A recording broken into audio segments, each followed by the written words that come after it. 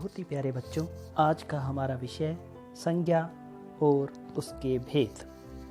सबसे पहले हम संज्ञा की परिभाषा जानेंगे। किसी भी व्यक्ति, वस्तु, जाति, भाव या स्थान के नाम को ही संज्ञा कहते हैं। उदाहरण के लिए हम जानते हैं मनुष्य एक जाति है। उसके बाद है बचपन एक भाव है। किताब एक वस्तु है। उसके बाद हम जानेंगे संज्ञा के भेद। संज्ञा के मुख्य रूप से 3 भेद होते हैं। फिर मैं रिपीट कर देता हूं कि संज्ञा के मुख्य रूप से 3 भेद होते हैं और सामान्य रूप में इसके 5 भेद होते हैं। तो आइए जानते हैं इनके भेद। पहला है व्यक्तिवाचक संज्ञा, दूसरा है भाववाचक संज्ञा, तीसरा है जातिवाचक संज्ञा।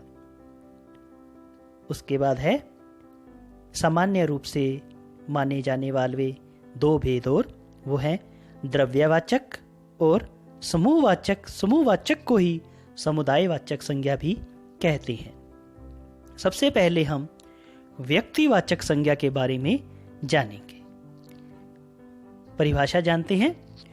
जो शब्द केवल एक व्यक्ति, वस्तु या स्थान का बोध कराते हैं उन्हें हम व्यक्तिवाचक संज्ञा कहते हैं।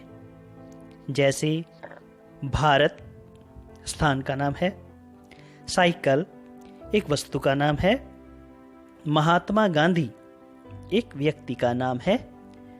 तो इस तरह व्यक्तिवाचक की पहचान है। फिर से मैं परिभाषा आपको बता दूं। जो शब्द केवल एक व्यक्ति, वस्तु या स्थान का बोध करवाए या नाम को ही हम व्यक्तिवाचक संज्ञा कहते हैं। उसके बाद हमारा दूसरा है जातिवाचक संज्ञा। जो शब्द किसी व्यक्ति, वस्तु या स्थान की संपूर्ण जाति, मतलब सभी का, पूरे ग्रुप का, संपूर्ण जाति का बोध कराते हैं उन्हें हम जातिवाचक संज्ञा कहते हैं।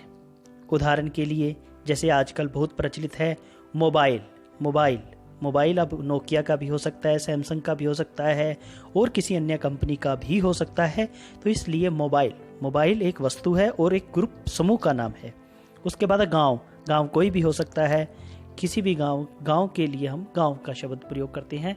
इसमें सभी गांव आ जाते हैं। उसके बाद आदमी जाति हो गई, पूरी जाति के लिए प्रयोग किया गया। तो फिर से हम परिभाषा को समझे कि जो शब्द किसी व्यक्ति, स्थान, वस्तु की पूर्ण जाति यानी संपूर्ण जाति का बोध करवाए उसे हम जातिवाचक संज्ञा कहते हैं। उसके बाद एक और अन्य उदाहरण जान लेते हैं। स्कूल में बच्चे पढ़ते हैं, पेड़ों पर पक्षी बैठे हैं।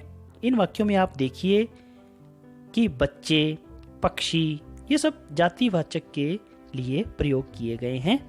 उसके बाद हमारा अगला तीसरा महत्वपूर्ण है भाववाचक संज्ञा।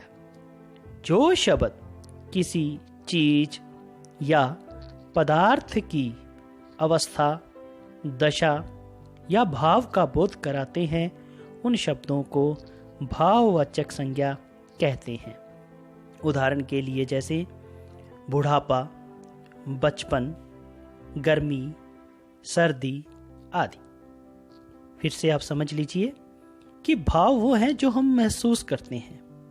गर्मी, सर्दी, मीठा, खट्टा ऐसे शब्द जो हमें पता चलते हैं उन्हें हम भाववाचक संज्ञा कहते हैं। भाववाचक संज्ञा के कुछ अन्य उदाहरण भी ले लेते हैं। लगातार परिश्रम करने से ही सफलता मिलती है। अब परिश्रम करेंगे तभी सफलता मिलेगी। उसके बाद हमारा आगे आ जाता है द्रव्यवाचक संज्ञा।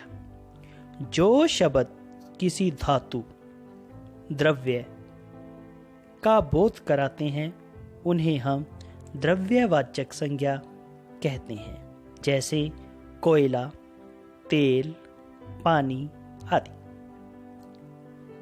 उदाहरण और जान लेते हैं। मेरे पास सोने के आभूषण है, मुझे दाल पसंद है। इसमें जो वस्तुओं के नाम आए हैं उन्हें हम द्रव्यवाचक संज्ञा कहते हैं, जैसे सोना, दाल आदि।